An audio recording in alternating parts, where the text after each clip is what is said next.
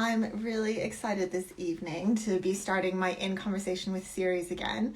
And the first guest I have is absolutely amazing. Her name is Miranda Pearce, and anyone who's in the medical aesthetics world probably knows of her or has interacted with her, or her husband, Dr. Tim Pearce, or knows about all the work that she does to sort of encourage us. Oh, I've got her here. Perfect. I need to talk to her. Let's see. Hopefully the connection will work. We'll give it a second here. Oh, hello! Hi! I'm instantly regretting this lip choice. I was like, I'm going for my cliff jump red. I'm blown. And I love the lip. I know. I think it looks good, but I think it's just a little bit much. But it's fine. It's good to be. No, it is not too much. It is Bit much. How are you, Anna? I'm good. Sorry. Say that again. Have you been on nights? I have, yeah. I was gonna say, so I might be a bit loopy and groggy. I've given myself the stupidest schedule the next couple of weeks. I don't know why I've done it, but yeah, I'm just post night. So I woke up around 3 this afternoon so I could sleep tonight because I'm in clinic tomorrow. So I feel okay. I went out, I got some sun, went to a pub actually and had a couple pints. So feeling a bit more relaxed now. Yes, the pints. And how was your day? Yeah, it was good. I am in full, because we're going to be launching my new marketing course next month, so I'm in full like launch mode. I was writing the webinar slides today, so yeah, but I love it. Oh, amazing. I'm going to ask you all about that because I'm really, really excited for that course. Just to start, I was wondering if you could just introduce yourself in case there's anyone who isn't lucky enough to know you or know who you are yet. Okay, welcome everyone. My name is Miranda Pearce and I started in aesthetics 13 years ago. And before that, I was a public sector queen. So I'd never, my parents are teachers. I'd never done anything in the private sector before. And yeah, we started our business, SkinViva, and that's grown, very well. It's a £3 million a year business now, probably more than that actually now. And more recently, we have, we're focusing, Tim and I in particular are focusing on his e-learning business and soon to be my e-learning business as well. So we have lots of fabulous people looking after the ranch at SkinViva. And yeah, I just working from home this last year, for obvious reasons, and absolutely loving it. It's great. I'm not a clinician myself, but the most important sort of thing in my story that I hope I can show up and help you guys with here today is 5 years ago I had a big breakthrough, big mindset breakthrough. I was in a really bad place and I kind of bounced back. And so yeah, I'm a mindset queen. I'm obsessed with personal development. So being brave and showing up for your life. And I love that so much. And honestly, like, everything you do is amazing. I think it's so helpful to so many aesthetic practitioners out there because it is such a difficult field to get started in. And if we just start sort of at the beginning of your journey, so you're saying you were working in the public sector, you were a complaints manager, is that right? And then you made this transition and you co-founded SkinViva. What was your first introduction to aesthetics? Was it something you were interested in before, or was it, via your husband that you first sort of, got into it? No, I mean, not at all. I had no experience. I wasn't even the kind of person who went to beauty salons. So yeah, it was all super new to me. And what actually happened was our friend Beatrice, who now lives in Hong Kong, she started doing aesthetics. And then she said to us, oh my God, I've like got this extra income stream. We were like, what is it? Tell us. And then she told us, and Tim is a natural entrepreneur, so he was straight in there, like booked online with a course in Glasgow.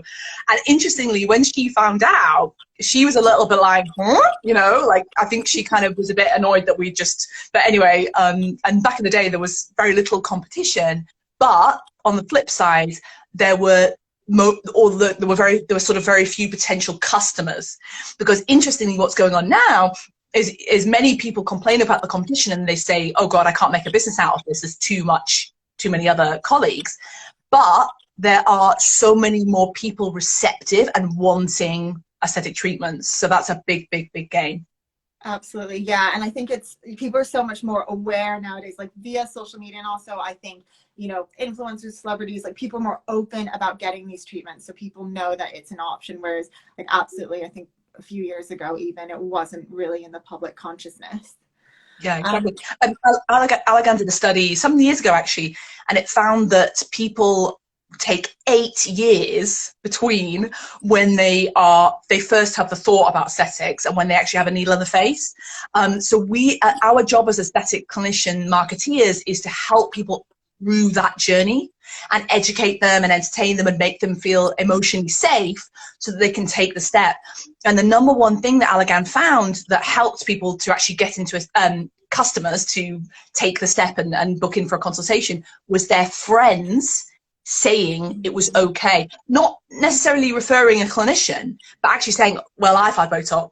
And then that is the big one, because then you think, well, it's socially acceptable. So I think it's almost like just a numbers thing, honestly. I think that just more people are doing it, and so more people just think it's acceptable.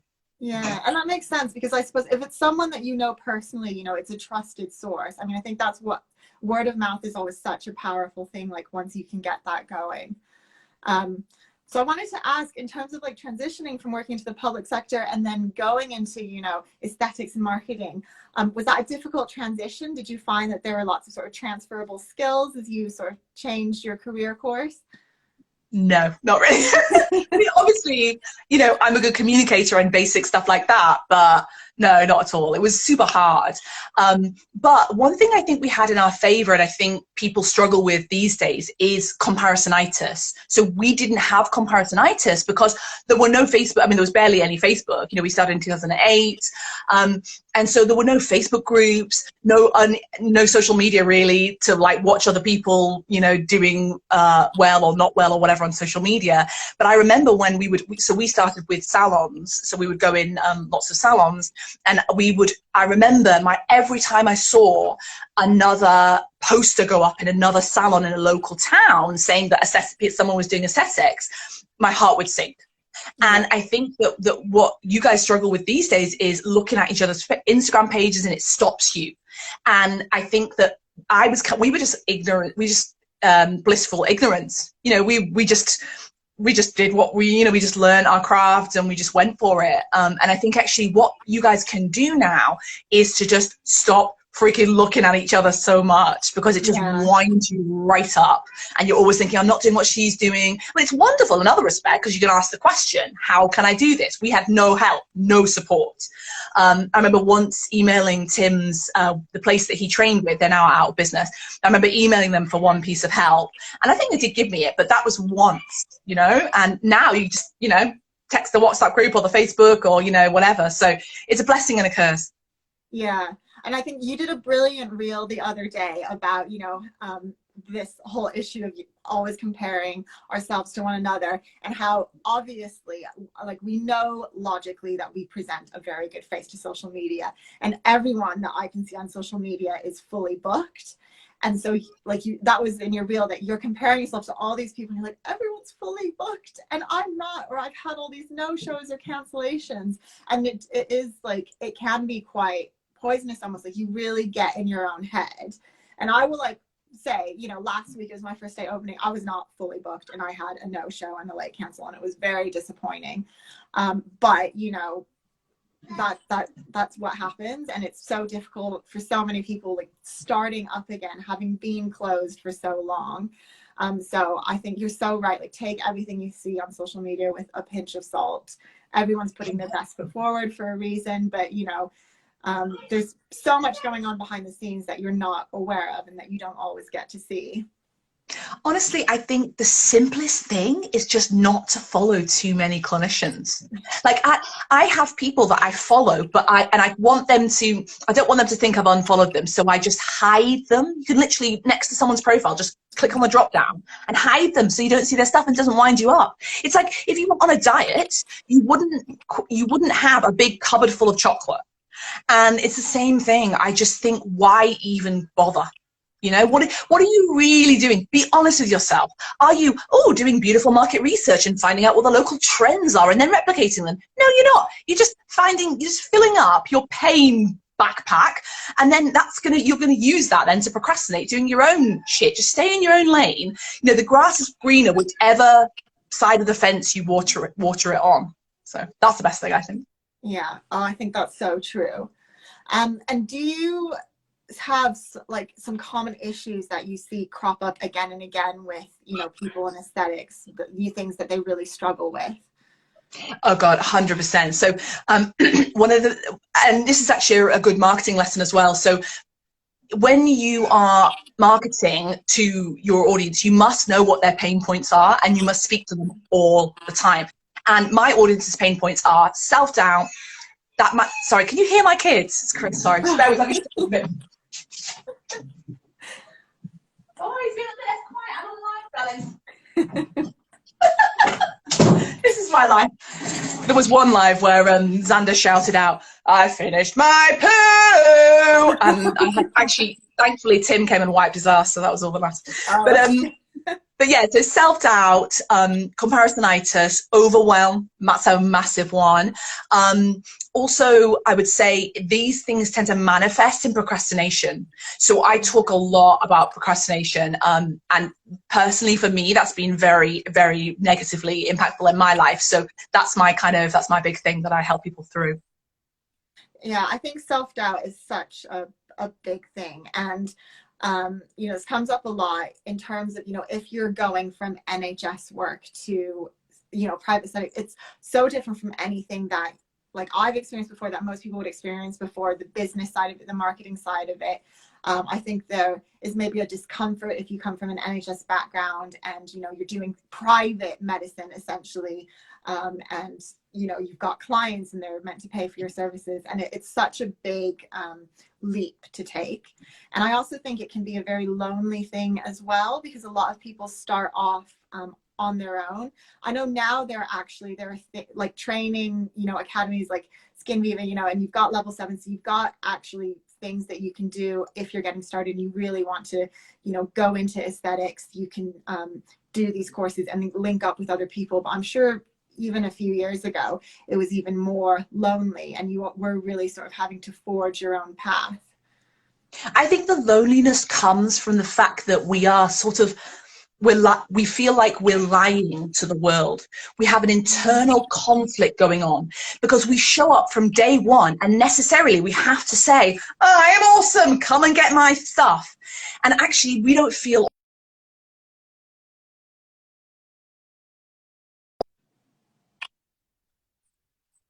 nurses, actually, they've come from really quite high up in their NHS career and they are the shizzle in their day job. And I find with junior doctors, they tend to come into aesthetics when they're more junior. But the nurses come in, they're like absolutely rocking out, and then they come and they know nothing. They don't know how to do, you know, there's so many things. You have to wear all the hats, don't you? And I think the way around that internal conflict of feeling like a bit of an imposter is to do small, brave things. Because actually, even if you do something small and brave today, so let's say you do your first Facebook Live, your first Instagram Live, or you did what you did the other day and reached out to me and asked me to be on this live, that was something brave that you did.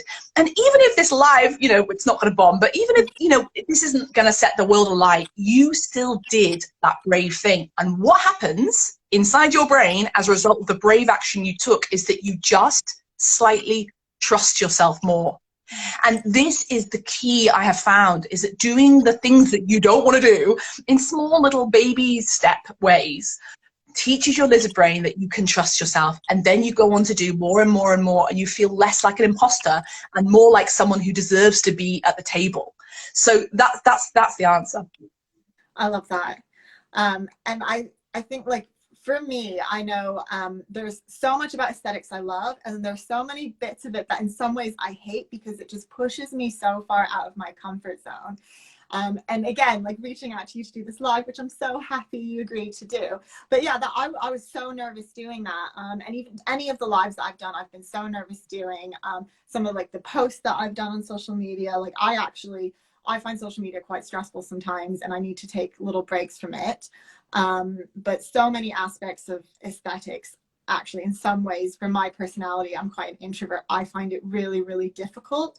So I love that, just like taking small little steps. And I have found, like, as I just keep doing little things outside my comfort zone, little moments of bravery, as you say, it sort of builds, and I find it like easier, and I feel like I've got little foundation steps, and I keep building up and up on top of that.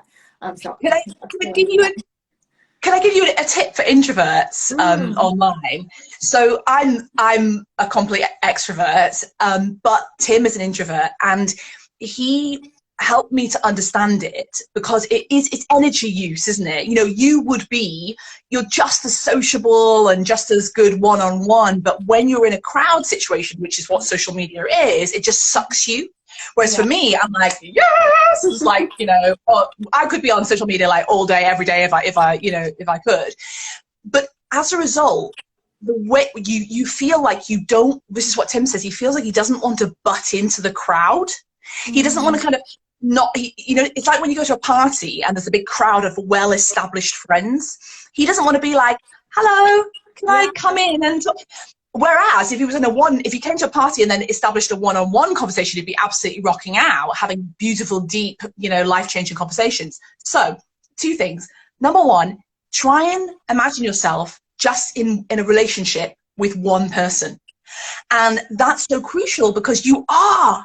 There's not your social media is not being beamed in a theater, or in a cinema. You are talking to one person, and that person has got their own insecurities. You are helping them. You are advocating for them.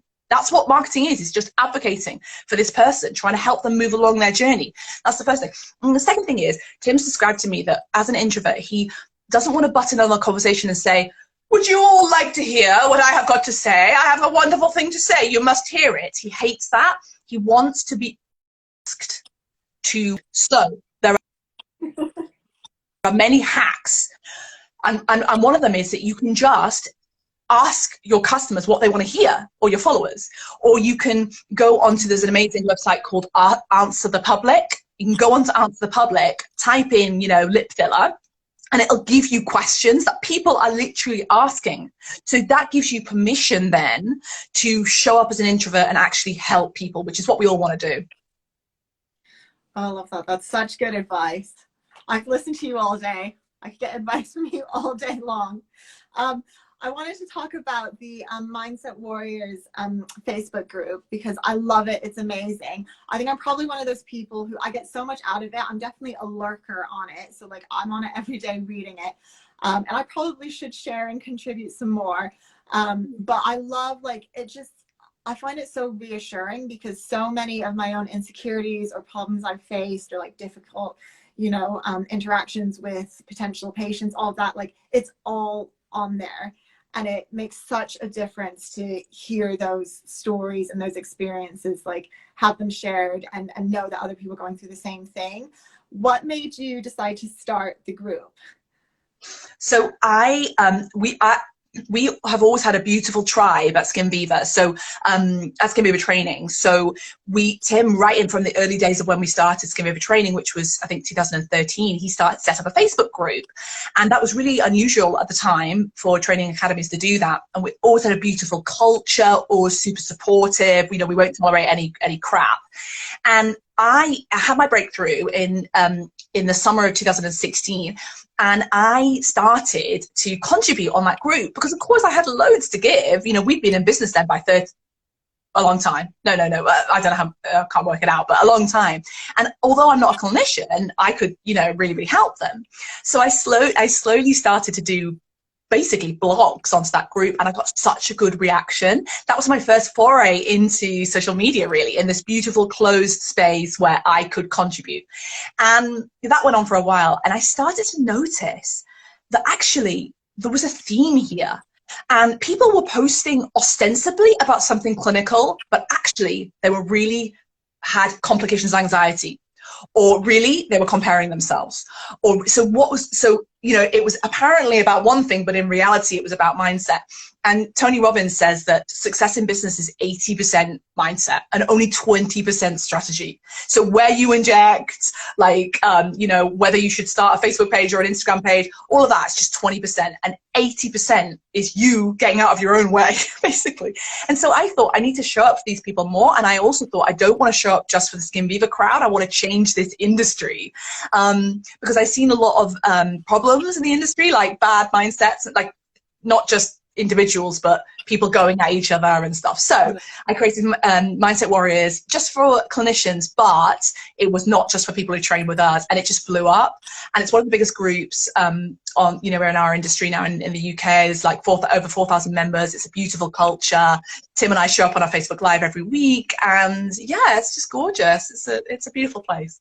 Yeah, I agree. It's such a beautiful place. And I think, you know, I think there are so many people like me who maybe don't actively like post loads and loads of stuff, but like are just constantly reading it and absorbing it and just finding it so helpful. And like really there's nothing else like it anywhere else. You know, I'm in a few different Facebook groups for aesthetics or for training, but there's nothing like Mindset Warriors, you know, so I think it's something really special. And you've been, I think, quite honest about how you've had your own sort of setbacks in the past in terms of your journey to sort of having a more positive mindset. And I was wondering if you'd be comfortable sort of talking about that and sharing experiences you'd had. Because I think, again, it's something that a lot of people would relate to, is having those setbacks. Yeah, definitely. I mean, you know, so I got depressed. It was 2016, and we've been the business had been going for a long time. We had, by that time, 2 children. So I just had Xander. He was a few months old. And really what happened is that I got the business to the point, we had about 20 staff at that time. I got to the point where I no longer should be on the front line, answering the phones and doing the thing. I need to step back, step up and become a leader.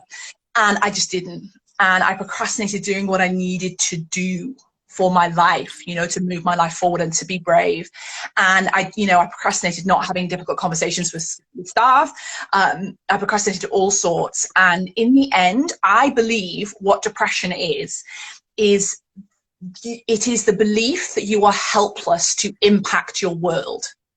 And of course that can manifest in different ways. But for me, you know, I was coming, it was hard, you know, being a working mom and, you know, really long commute and long hours. And, you know, I remember like Xander, they're in the bath right now.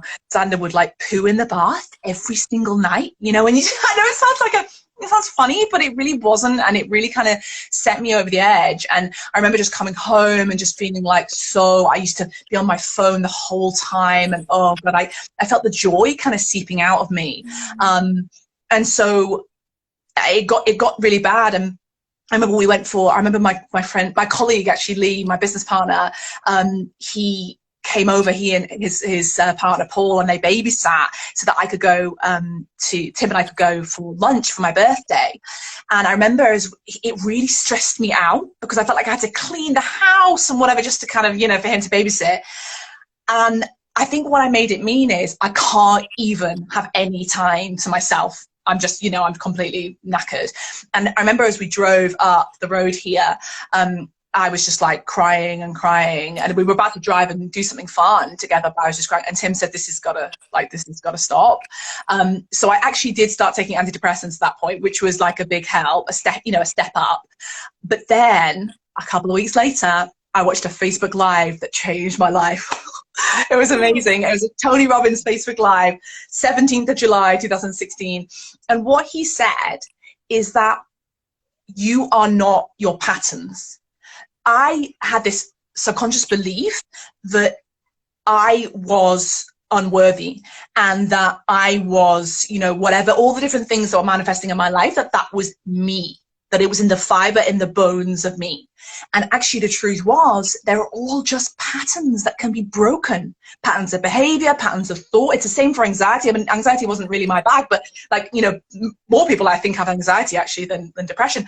And it's the same thoughts running on a loop, and that is just a loop. It's not you. And honestly, I think I was just open-minded at the time because I was in such a bad place, but it blew my mind. I remember exactly where I was standing in the kitchen you know, when you're kind of supposed to be bobbing around doing things, and I just was static and just like, and yeah, from that moment I went into like a peak state. I just started, you know, consuming audiobooks and going to events, and it was just so beautiful. And from then on I've been obsessed with personal development, and my life has changed beyond all recognition. It's amazing.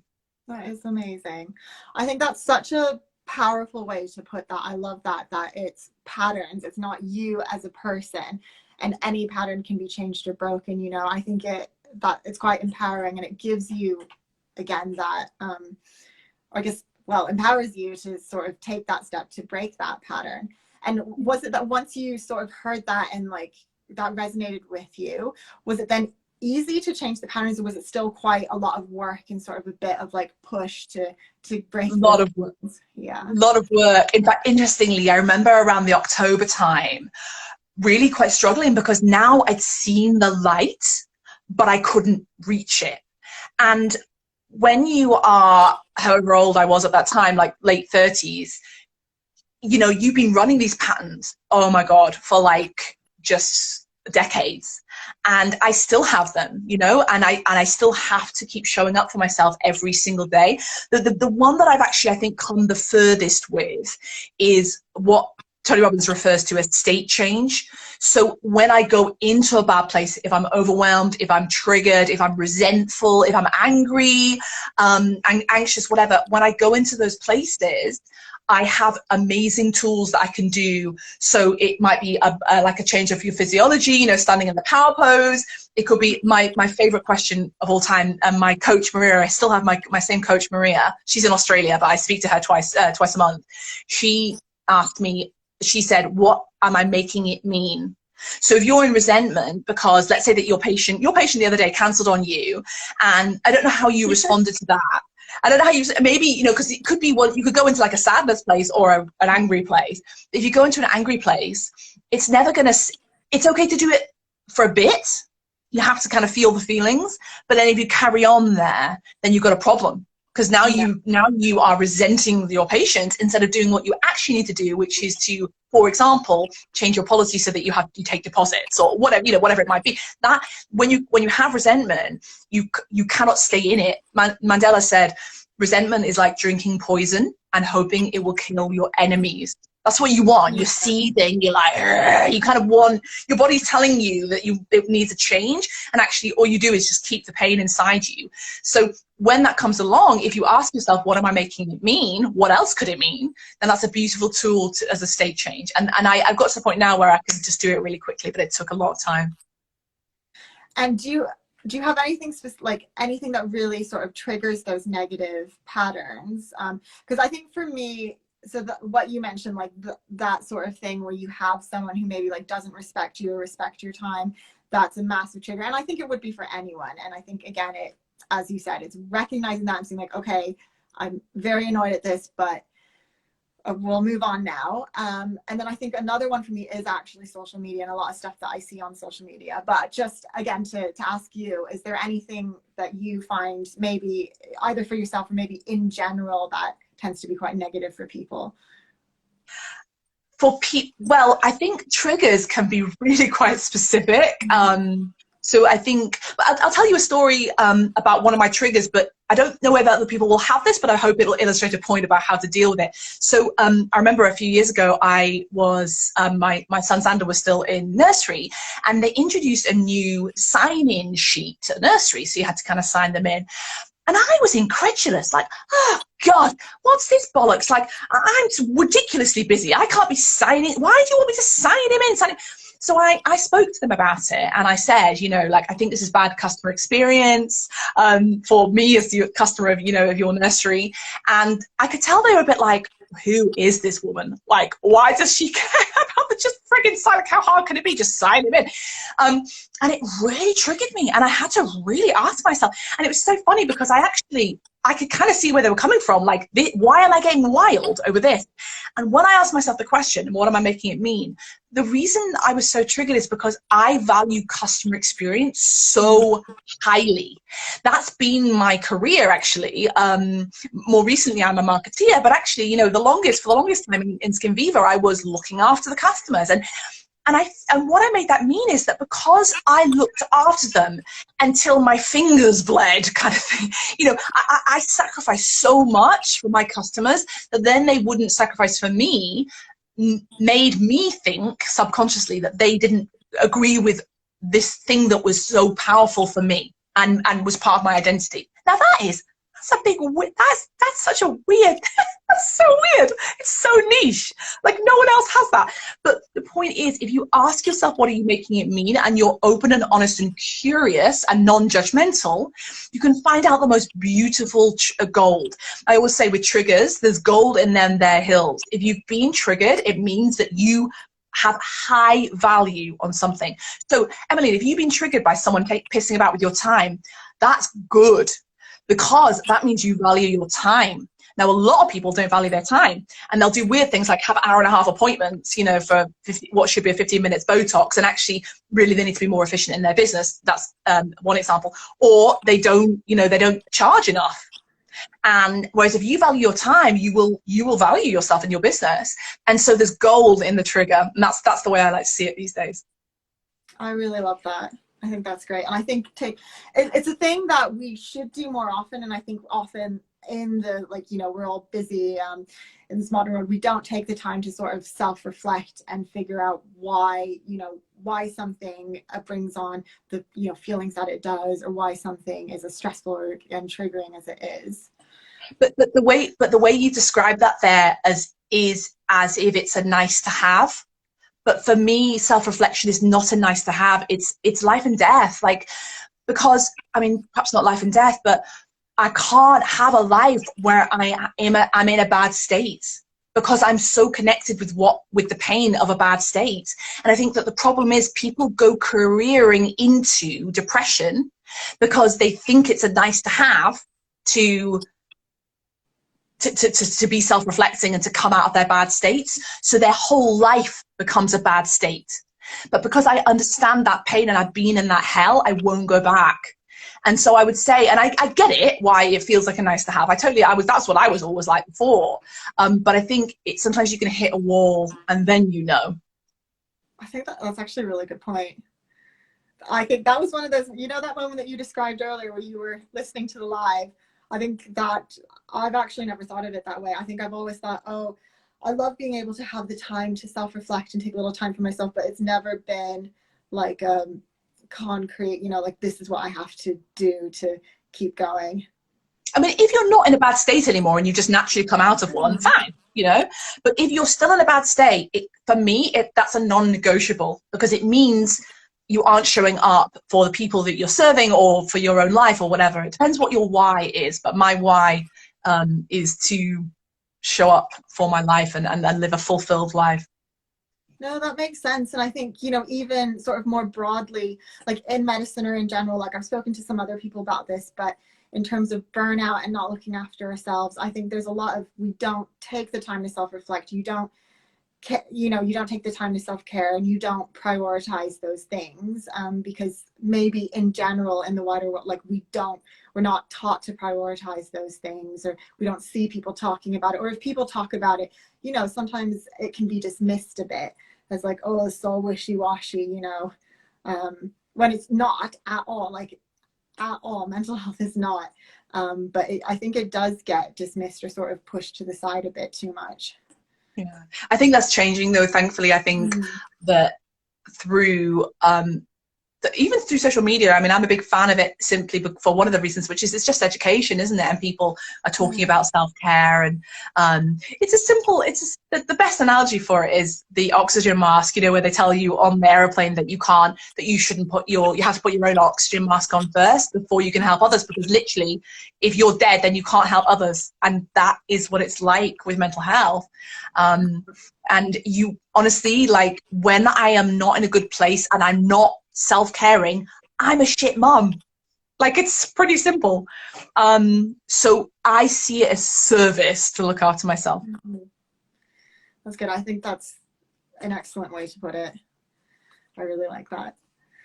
I wanted to ask you about your marketing course as well, because you mentioned you've been working hard on it, and I've seen like on your posts and in your stories that you're working so hard. So when is it going to be ready for everyone who's patiently waiting? And what made you decide to do it in the first place? So it'll be late May. I need to actually, I do have a date, but I'm not emotionally ready to announce it yet. But maybe, I tell you what, I'll commit to you now. What we on? Yeah, I'll do a post tomorrow and save the date to post tomorrow. Oh wait, my thing is dying. Let me just plug in, bear with. But yeah, let me just thingy myself here. There we go. So I often say to people words to the effect of trust the process. And it occurred to me with marketing, there is no freaking process. Like, yeah, there's the odd person in our industry talking about marketing, but a lot of them haven't really done successful marketing business, you know, so, a successful aesthetics business. So it's, you know, it's sort of like, well, you know, are you really qualified? And there is no, I can't tell people have faith unless I give them a formula. And so a while ago, I just thought, oh my God, I'm so freaking passionate about marketing and I'm awesome at it. So I need to teach it to others. So it's called the Dream Customer Attraction Method, and it is a definitive system for converting your customers. Because too many of us are like just piddling around on social media and not actually making our posts designed to convert. And so it's all about, so my customers, you guys, that your three biggest problems are, I know because I've asked, is that you struggle with what to post. Like, oh my God, what should I post?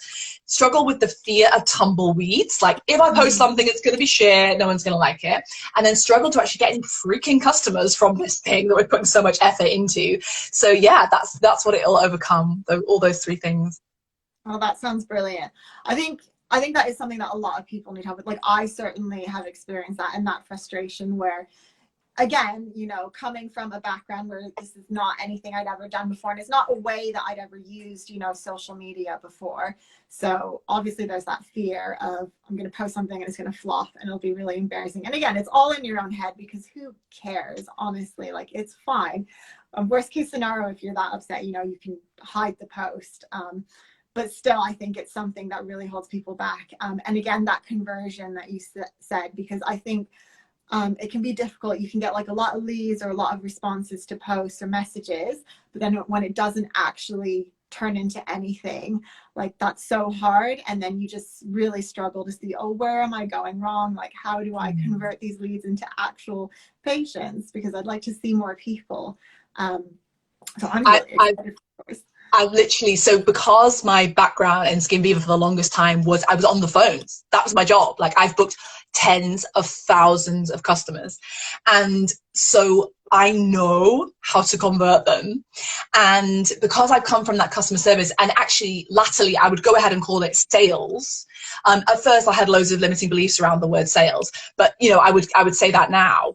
I know how to do it. I know how to convert someone from a how much for 3 areas to a right, let's book you in. Because doesn't your heart sink when you hear that? Like, how much for 3 areas? You're like, oh God, you know, what's the point? Like, if I'm just going to tell you, you're just going to compare me with everyone else, and I'm not the cheapest, so I'm knackered. So I've literally, in my course, one of the things I've got is a script for text messaging as well, for DMing, a script for how to convert them. So yeah, I'm super passionate about that. What's the freaking point of putting all this effort in if we're not going to get them over the line? Get them in. Oh, I'm so excited for your course. I think it's going to be brilliant. And is it, so it's going to be, it's online, right? And is it sort of you work through it at your own pace? Exactly, yeah. It'll be lifetime access. There'll be video modules, and then lots of supporting tools and stuff. I'll announce them on the webinar, but there's one particular one that's like amazing. And the other thing that I'm so excited about is that I have a it has a name and everything, but I won't reveal it now, but I have a system for how to show up for your daily content.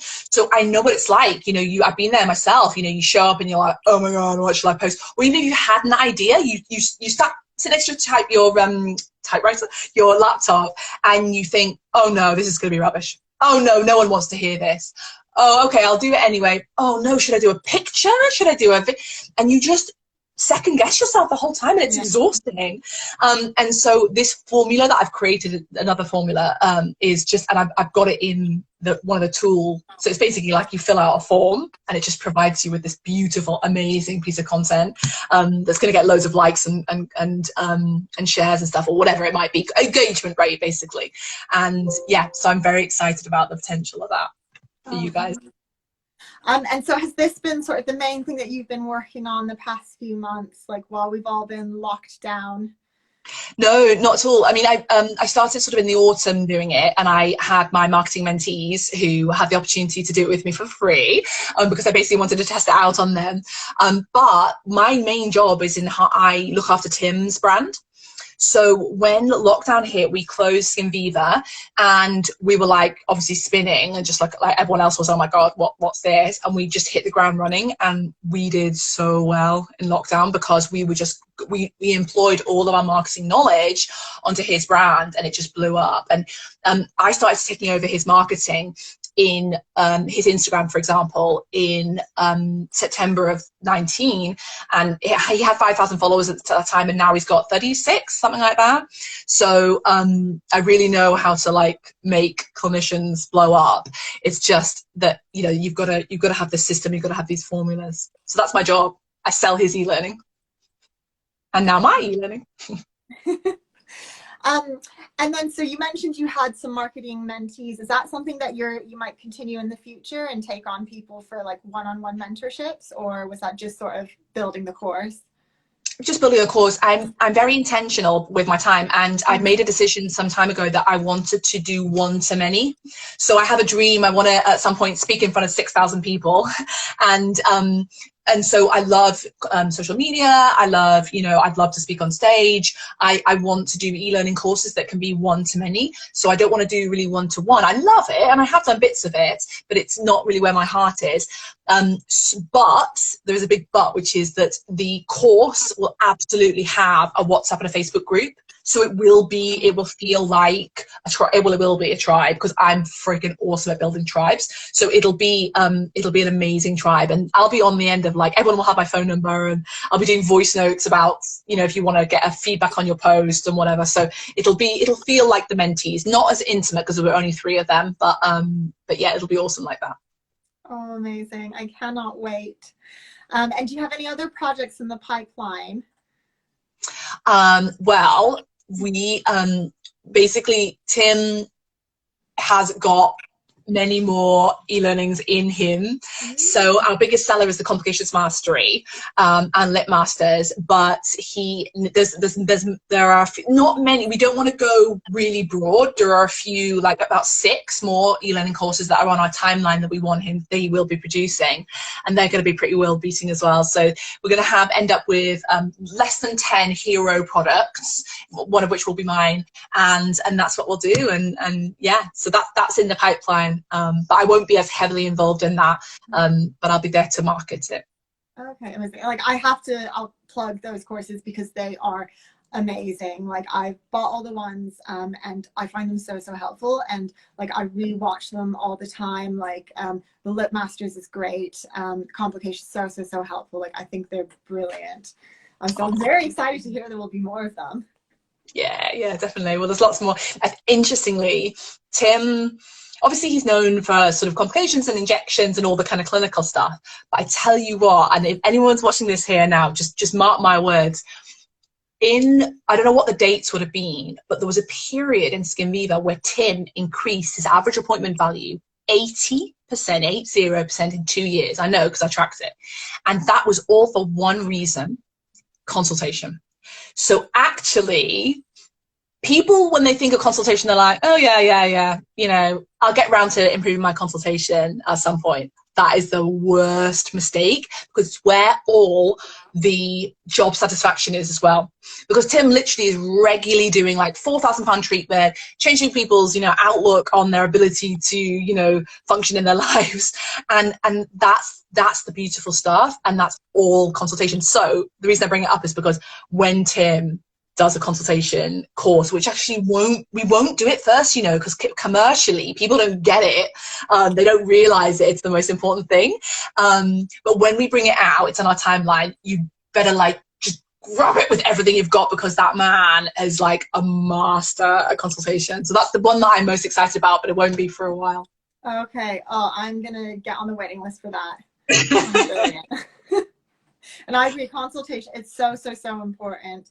But it does get forgotten. People get, because the injecting and, you know, the procedural stuff, it's all very exciting. But actually, at the end of the day, like, it is about a holistic treatment of the patient and giving them the best result, and it's looking after their well-being. So absolutely, consultation is so important. And how has it been sort of, you know, everything sort of was able to reopen last week, with SkinViva up and running again last week? Yeah. So in fact, Tim's been there today, and doing, we have a course, the mastery course. It's like a program with mentorship and stuff.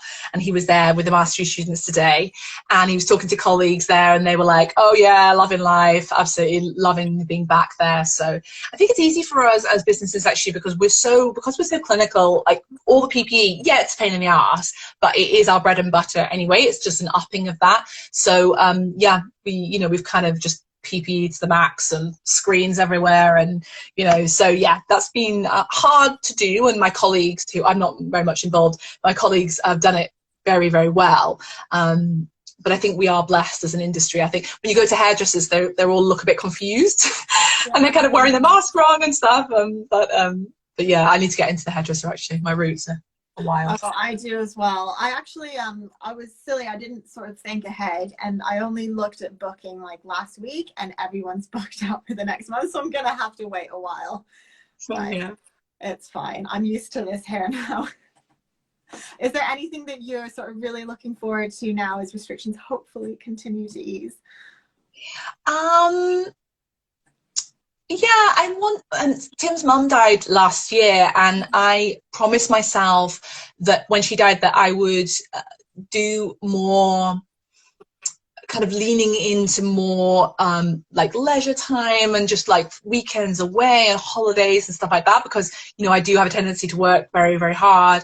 And we did actually, when restrictions started to ease the first time, you know, we really kind of went out and did stuff, but then obviously they came back. So I want to get back to that, and I want to just do things like go to Harry Potter World with the kids, and you know, just go for weekends away. I'm going to be 40 in June, so we've already booked my, because you know, when Boris is letting us out on the 21st of June or whatever it is, I booked my parents for like the weekend after that. So then they live in Durham in the northeast, but they love to obviously look after the kids, so they're going to come down, and Tim and I are going to go away for a night all May.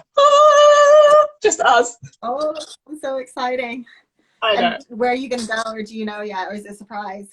I've asked him to do a surprise, just like in the UK obviously, but I'm kind of picturing, you know, like yeah, I'm picturing like a helicopter ride to like a Scottish, you know, castle and a Michelin star thing. But I've got a bit of a vision going on, and it's a bit of a danger that he'll be like, oh, I booked into like Manchester or something.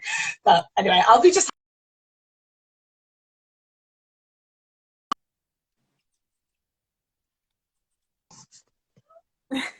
Oh, you're back. I lost you. So sorry, I think you cut out.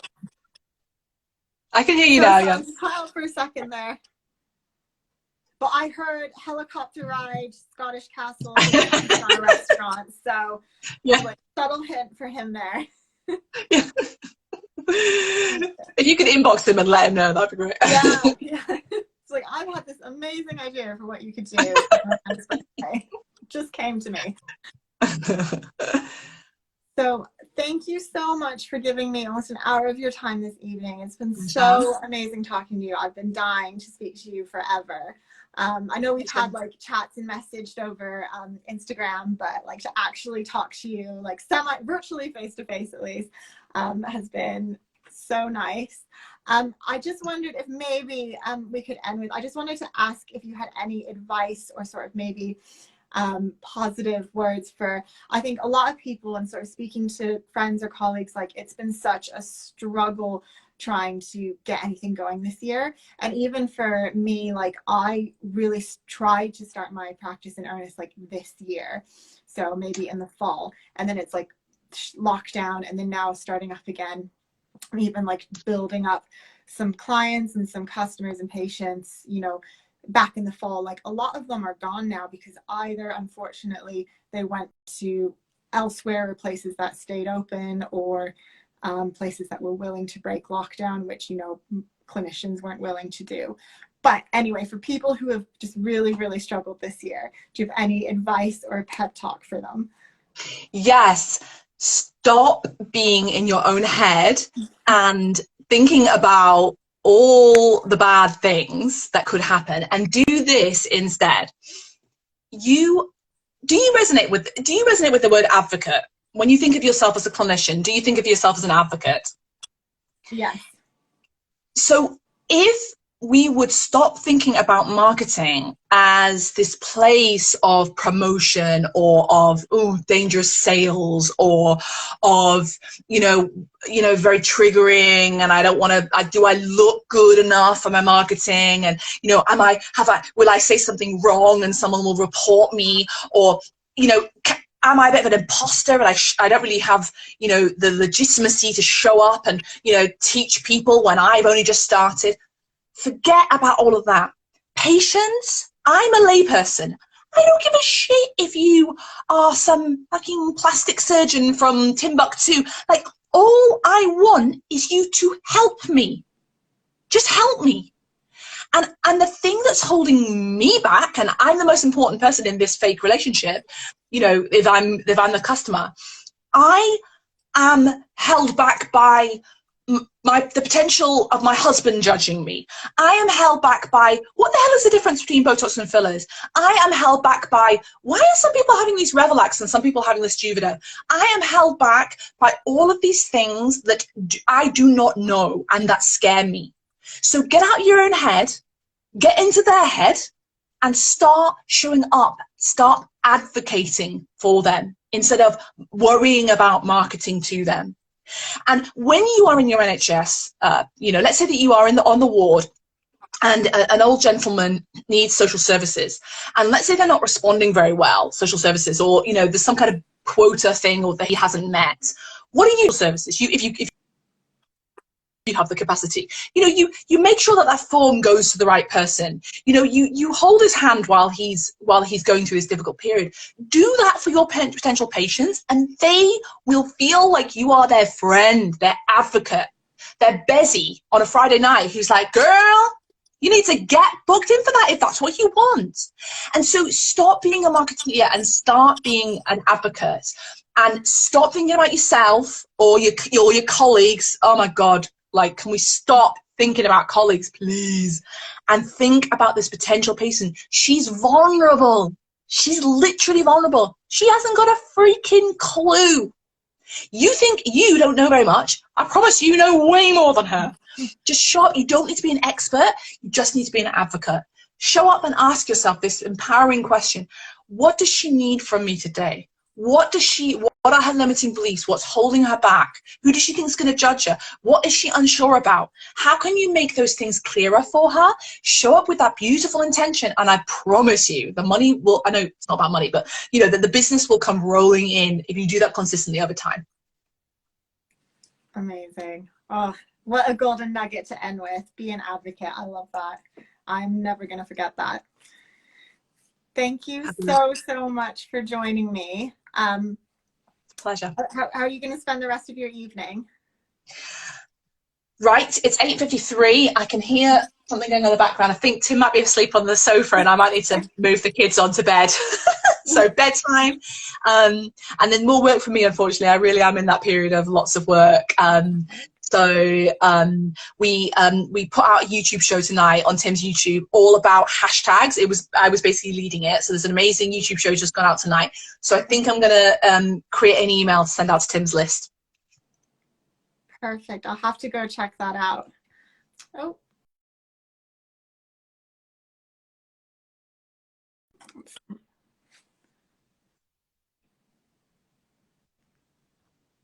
Oh, can you hear me? Hi, yes I can, yeah, just looking through the comments. Oh, I'm so sorry, it cut out again. Well, look, I'll let you go, but thank you again. You were always such, a fountain of knowledge and wisdom and positivity. You help so many people so much, and again, I feel so lucky that you agreed to have this chat with me. Thank you Pleasure. so much for your advice. Will you save it? Will you save it to your IGTV? I will, of course. Awesome. I will. Absolutely. Awesome. I will put it on the feed right after this. Fabulous. Take care, love. Thank you so much for having me. I really appreciated it, and I really respect your energy. And I love the thing that really kind of got my attention about you is when you did that amazing raw post. Do you remember when you came out of the COVID ward? And I mentioned you in my course as well, so you're featured in my course. Oh, yeah, I feel like a celebrity. Yes. No, thank you. Keep going with putting your raw heart out there, and you will, you'll only ever succeed. Thank you so much. That means so much coming from you. Pleasure. Take care, love. Bye. Bye. Thanks, guys. Bye. Bye.